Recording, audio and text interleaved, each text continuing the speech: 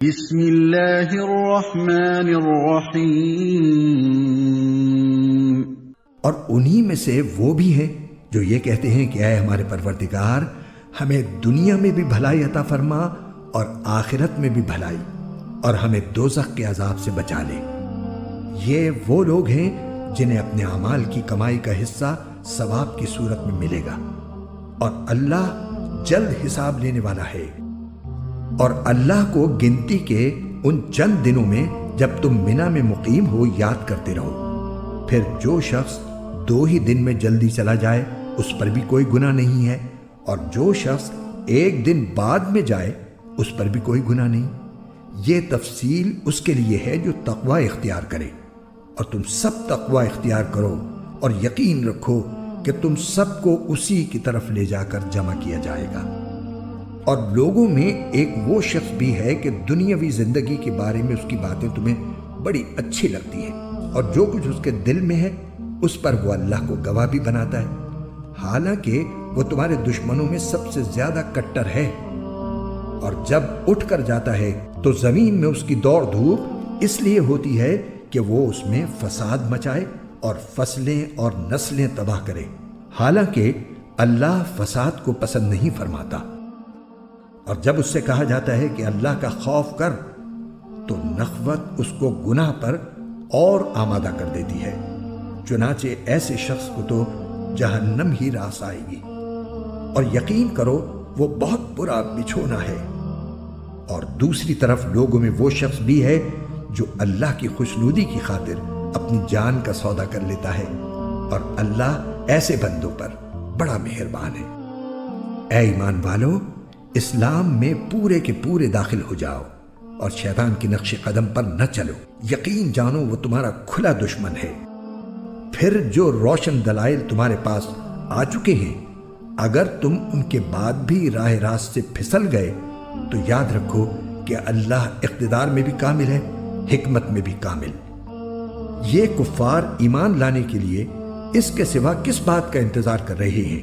کہ اللہ خود بادل کے سائبانوں میں ان کے سامنے موجود ہو، اور فرشتے بھی اس کے ساتھ ہوں، اور سارا معاملہ ابھی چکا دیا جائے، حالانکہ آخر کار سارے معاملات اللہ ہی کی طرف تو لوٹ کر رہیں گے۔ بنی اسرائیل سے پوچھو، ہم نے ان کو کتنی ساری کھلی نشانیاں دی تھیں، اور جس شخص کے پاس اللہ کی نعمت آ چکی ہو پھر وہ اس کو بدل ڈالے تو اسے یاد رکھنا چاہیے کہ اللہ کا عذاب بڑا سخت ہے۔ جن لوگوں نے کفر اپنا لیا ہے ان کے لیے دنیاوی زندگی بڑی دلکش بنا دی گئی ہے، اور وہ اہل ایمان کا مذاق اڑاتے ہیں، حالانکہ جنہوں نے تقوی اختیار کیا ہے وہ قیامت کے دن ان سے کہیں بلند ہوں گے، اور اللہ جس کو چاہتا ہے بے حساب رزق دیتا ہے۔ شروع میں سارے انسان ایک ہی دین کے پیرو تھے، پھر جب ان میں اختلاف ہوا تو اللہ نے نبی بھیجے جو حق والوں کو خوشخبری سناتے اور باطل والوں کو ڈراتے تھے،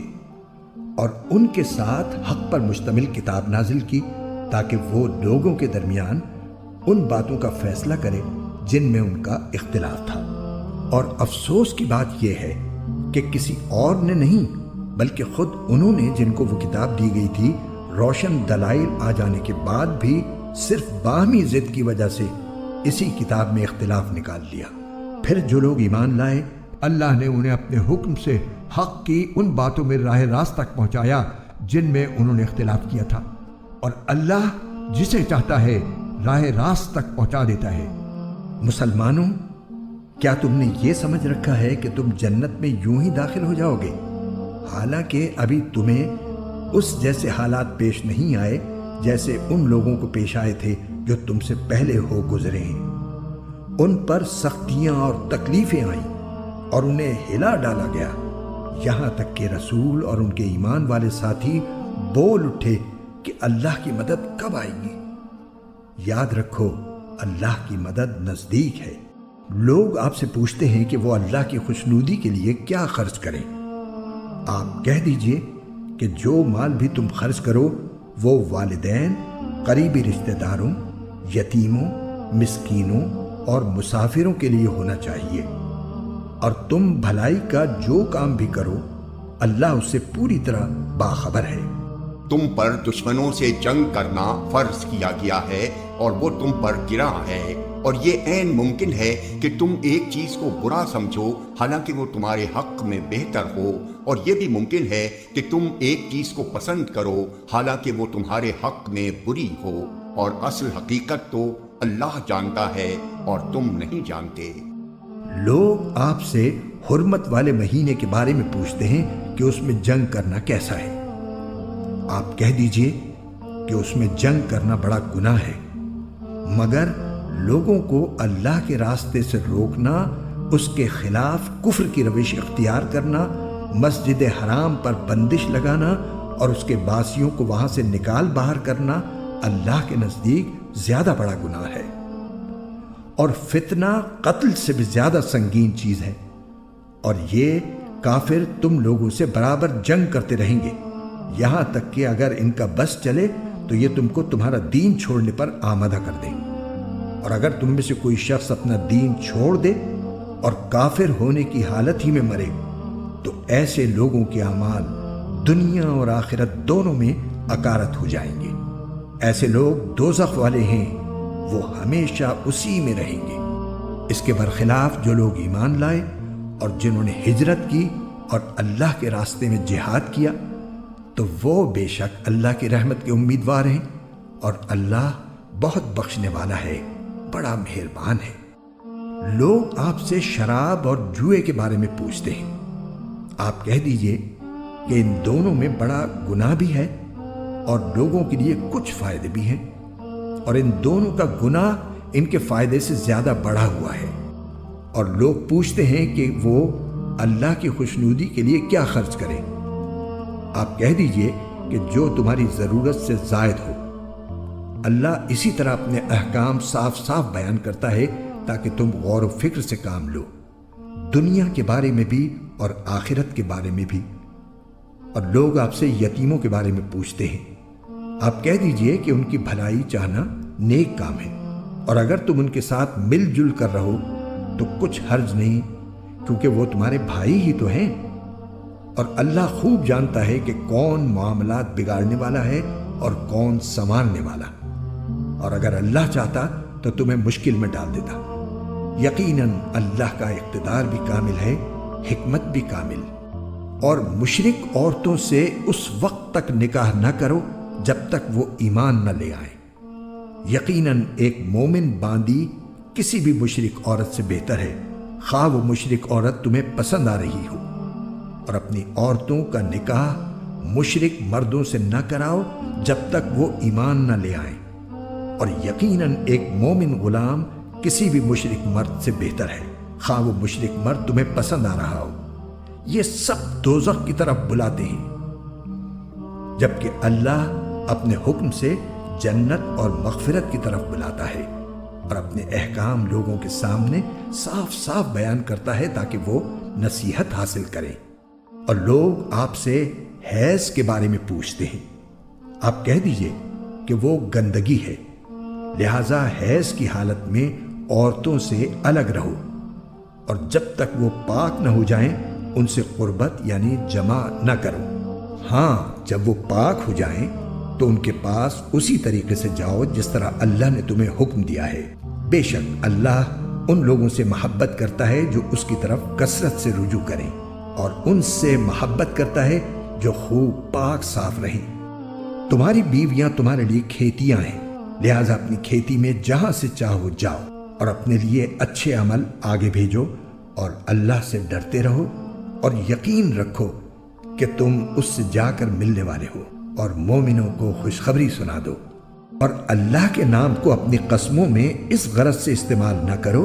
کہ اس کے ذریعے نیکی اور تقوی کے کاموں اور لوگوں کے درمیان صلح صفائی کرانے سے بچ سکو، اور اللہ سب کچھ سنتا ہے، جانتا ہے۔ اللہ تمہاری لغو قسموں پر تمہاری گرفت نہیں کرے گا، البتہ جو قسمیں تم نے اپنے دلوں کے ارادے سے کھائی ہوں گی ان پر گرفت کرے گا، اور اللہ بہت بخشنے والا بڑا بردبار ہے۔ جو لوگ اپنی بیویوں سے ایلا کرتے ہیں یعنی ان کے پاس نہ جانے کی قسم کھا لیتے ہیں، ان کے لیے 4 مہینے کی مہلت ہے، چنانچہ اگر وہ قسم توڑ کر رجوع کر لیں تو بے شک اللہ بہت بخشنے والا بڑا مہربان ہے، اور اگر انہوں نے طلاق ہی کی ٹھان لی ہو تو بھی اللہ سننے جاننے والا ہے۔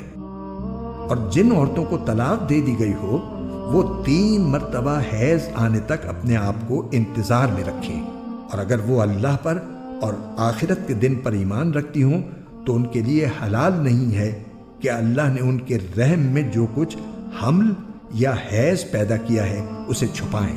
اور اس مدت میں اگر ان کے شوہر حالات بہتر بنانا چاہیں تو ان کو حق ہے کہ وہ ان عورتوں کو اپنی زوجیت میں واپس لے لیں، اور ان عورتوں کو معروف طریقے کے مطابق ویسے ہی حقوق حاصل ہیں جیسے مردوں کو ان پر حاصل ہیں۔ ہاں، مردوں کو ان پر 1 درجہ فوقیت ہے، اور اللہ غالب ہے، حکمت والا ہے۔ طلاق زیادہ سے زیادہ 2 بار ہونی چاہیے۔ اس کے بعد شوہر کے لیے 2 ہی راستے ہیں، یا تو قاعدے کے مطابق بیوی کو روک رکھے یعنی طلاق سے رجوع کر لے، یا خوش اسلوبی سے چھوڑ دے یعنی رجوع کے بغیر عدت گزر جانے دے۔ اور اے شوہرو، تمہارے لیے حلال نہیں ہے کہ تم نے ان بیویوں کو جو کچھ دیا ہو وہ طلاق کے بدلے ان سے واپس لو، الا یہ کہ دونوں کو اس بات کا اندیشہ ہو کہ وہ نکاح باقی رہنے کی صورت میں اللہ کی مقرر کی ہوئی حدود کو قائم نہیں رکھ سکیں گے۔ چنانچہ اگر تمہیں اس بات کا اندیشہ ہو کہ وہ دونوں اللہ کی حدود کو قائم نہ رکھ سکیں گے تو ان دونوں کے لیے اس میں کوئی گناہ نہیں ہے کہ عورت مالی معاوضہ دے کر علیحدگی حاصل کر لے۔ یہ اللہ کی مقرر کی ہوئی حدود ہیں، لہٰذا ان سے تجاوز نہ کرو، اور جو لوگ اللہ کی حدود سے تجاوز کرتے ہیں وہ بڑے ظالم لوگ ہیں۔ پھر اگر شوہر تیسری طلاق دے دے تو وہ مطلقہ عورت اس کے لیے اس وقت تک حلال نہیں ہوگی جب تک وہ کسی اور شوہر سے نکاح نہ کرے۔ ہاں، اگر وہ دوسرا شوہر بھی اسے طلاق دے دے تو ان دونوں پر کوئی گناہ نہیں کہ وہ ایک دوسرے کے پاس نیا نکاح کر کے دوبارہ واپس آ جائیں، بشرطے کہ انہیں یہ غالب گمان ہو کہ اب وہ اللہ کی حدود قائم رکھیں گے، اور یہ سب اللہ کی حدود ہیں جو وہ ان لوگوں کے لیے واضح کر رہا ہے جو سمجھ رکھتے ہوں۔ اور جب تم نے عورتوں کو طلاق دے دی ہو اور وہ اپنی عدت کے قریب پہنچ جائیں تو یا تو ان کو بھلائی کے ساتھ اپنی زوجیت میں روک رکھو یا انہیں بھلائی کے ساتھ چھوڑ دو، اور انہیں ستانے کی خاطر اس لیے روک کر نہ رکھو کہ ان پر ظلم کر سکو، اور جو شخص ایسا کرے گا وہ خود اپنی جان پر ظلم کرے گا۔ اور اللہ کی آیتوں کو مذاق مت بناؤ، اور اللہ نے تم پر جو انعام فرمایا ہے اسے اور تم پر جو کتاب اور حکمت کی باتیں تمہیں نصیحت کرنے کے لیے نازل کی ہیں انہیں یاد رکھو، اور اللہ سے ڈرتے رہو، اور جان رکھو کہ اللہ ہر چیز کو خوب جانتا ہے۔ اور جب تم نے عورتوں کو طلاق دے دی ہو اور وہ اپنی عدت کو پہنچ جائیں تو اے میکے والو، انہیں اس بات سے منع نہ کرو کہ وہ اپنے پہلے شوہروں سے دوبارہ نکاح کریں، بشرطے کہ وہ بھلائی کے ساتھ ایک دوسرے سے راضی ہو گئے ہوں۔ ان باتوں کی نصیحت تم میں سے ان لوگوں کو کی جا رہی ہے جو اللہ اور یوم آخرت پر ایمان رکھتے ہوں، یہی تمہارے لیے زیادہ ستھرا اور پاکیزہ طریقہ ہے۔ اللہ جانتا ہے اور تم نہیں جانتے۔ اور مائیں اپنے بچوں کو پورے 2 سال تک دودھ پلائیں، یہ مدت ان کے لیے ہے جو دودھ پلانے کی مدت پوری کرنا چاہیں، اور جس باپ کا وہ بچہ ہے اس پر واجب ہے کہ وہ معروف طریقے پر ان ماؤں کے کھانے اور لباس کا خرچ اٹھائے۔ ہاں، کسی شخص کو اس کی وسعت سے زیادہ تکلیف نہیں دی جاتی، نہ تو ماں کو اپنے بچے کی وجہ سے ستایا جائے اور نہ باپ کو اپنے بچے کی وجہ سے، اور اسی طرح کی ذمہ داری وارث پر بھی ہے۔ پھر اگر وہ دونوں یعنی والدین آپس کی رضامندی اور باہمی مشورے سے 2 سال گزرنے سے پہلے ہی دودھ چھڑانا چاہیں تو اس میں بھی ان پر کوئی گناہ نہیں ہے۔ اور اگر تم یہ چاہو کہ اپنے بچوں کو کسی انا سے دودھ پلواؤ تو بھی تم پر کوئی گناہ نہیں، جبکہ تم نے جو اجرت ٹھہرائی تھی وہ دودھ پلانے والی انا کو دے دو۔ اور اللہ سے ڈرتے رہو اور جان رکھو کہ اللہ تمہارے سارے کاموں کو اچھی طرح دیکھ رہا ہے۔ اور تم میں سے جو لوگ وفات پا جائیں اور بیویاں چھوڑ کر جائیں تو وہ بیویاں اپنے آپ کو 4 مہینے اور 10 دن انتظار میں رکھیں گی۔ پھر جب وہ اپنی عدت کی میعاد کو پہنچ جائیں تو وہ اپنے بارے میں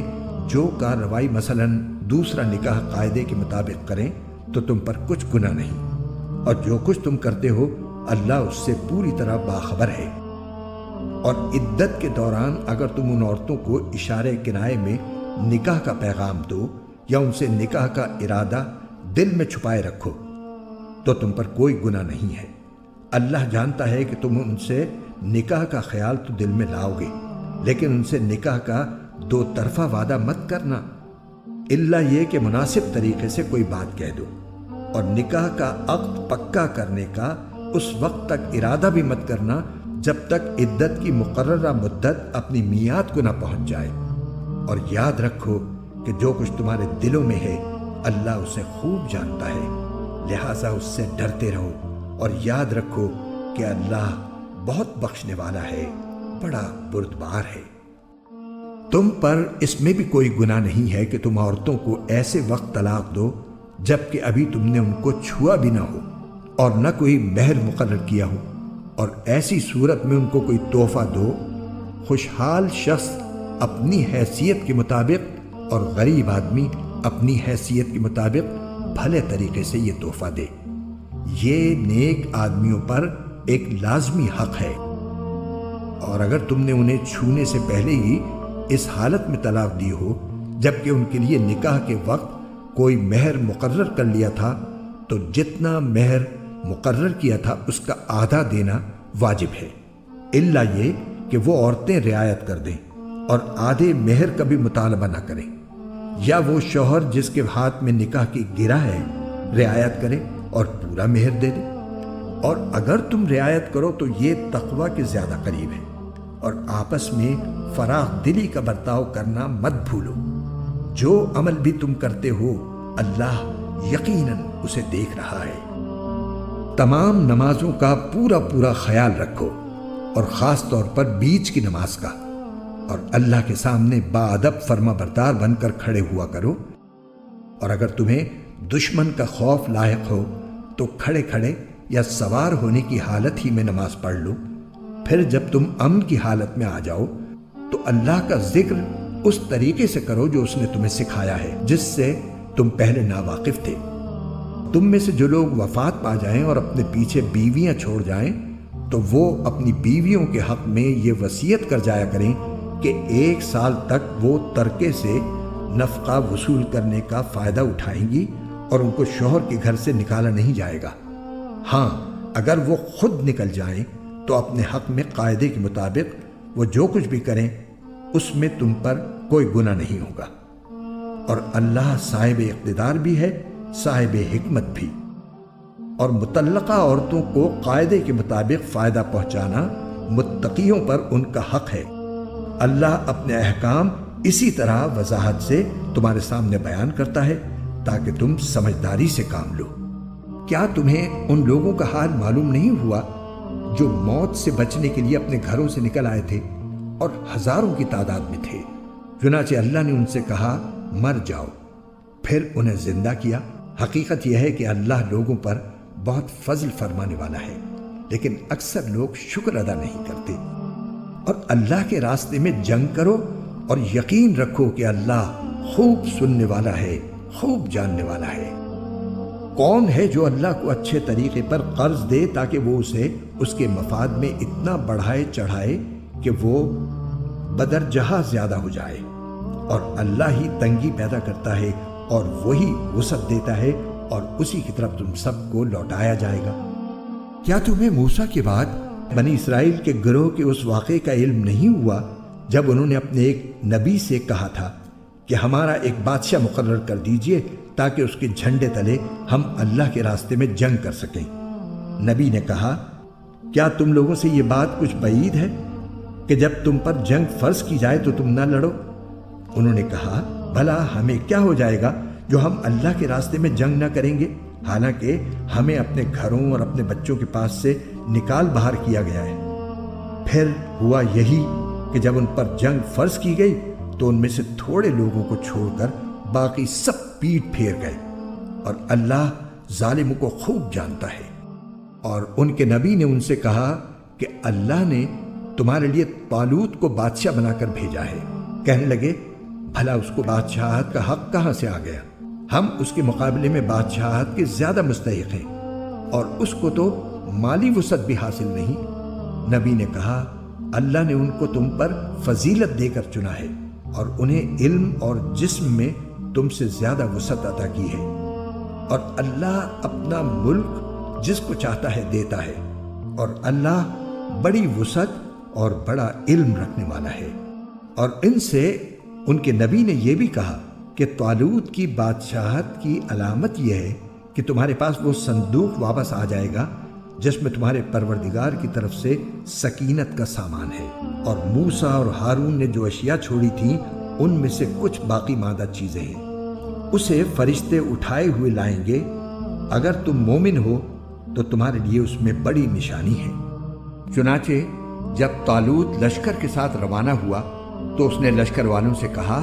کہ اللہ ایک دریا کے ذریعے تمہارا امتحان لینے والا ہے۔ جو شخص اس دریا سے پانی پیے گا وہ میرا آدمی نہیں ہوگا، اور جو اسے نہیں چکھے گا وہ میرا آدمی ہوگا، الا یہ کہ کوئی اپنے ہاتھ سے ایک چلو بھر لے تو کچھ حرج نہیں۔ پھر ہوا یہ کہ تھوڑے آدمیوں کے سوا باقی سب نے اس دریا سے خوب پانی پیا۔ چنانچہ جب وہ یعنی طالوت اور اس کے ساتھ ایمان رکھنے والے دریا کے پار اترے تو یہ لوگ جنہوں نے طالوت کا حکم نہیں مانا تھا کہنے لگے کہ آج جالوت اور اس کے لشکر کا مقابلہ کرنے کی ہم میں بالکل طاقت نہیں ہے۔ مگر جن لوگوں کا ایمان تھا کہ وہ اللہ سے جا ملنے والے ہیں، انہوں نے کہا کہ نہ جانے کتنی چھوٹی جماعتیں ہیں جو اللہ کے حکم سے بڑی جماعتوں پر غالب آئی ہیں، اور اللہ ان لوگوں کا ساتھی ہے جو صبر سے کام لیتے ہیں۔ اور جب یہ لوگ جالوت اور اس کے لشکروں کے آمنے سامنے ہوئے تو انہوں نے کہا اے ہمارے پروردگار، صبر و استقلال کی صفت ہم پر انڈھیل دے، ہمیں ثابت قدمی بخش دے، اور ہمیں اس کافر قوم کے مقابلے میں فتح و نصرت عطا فرما دے۔ چنانچہ انہوں نے اللہ کے حکم سے ان جالوت کے ساتھیوں کو شکست دی، اور داؤد نے جالوت کو قتل کیا، اور اللہ نے اس کو سلطنت اور دانائی عطا کی، اور جو علم چاہا اس کو عطا فرمایا۔ اگر اللہ لوگوں کا ایک دوسرے کے ذریعے دفاع نہ کرے تو زمین میں فساد پھیل جائے، لیکن اللہ تمام جہانوں پر بڑا فضل فرمانے والا ہے۔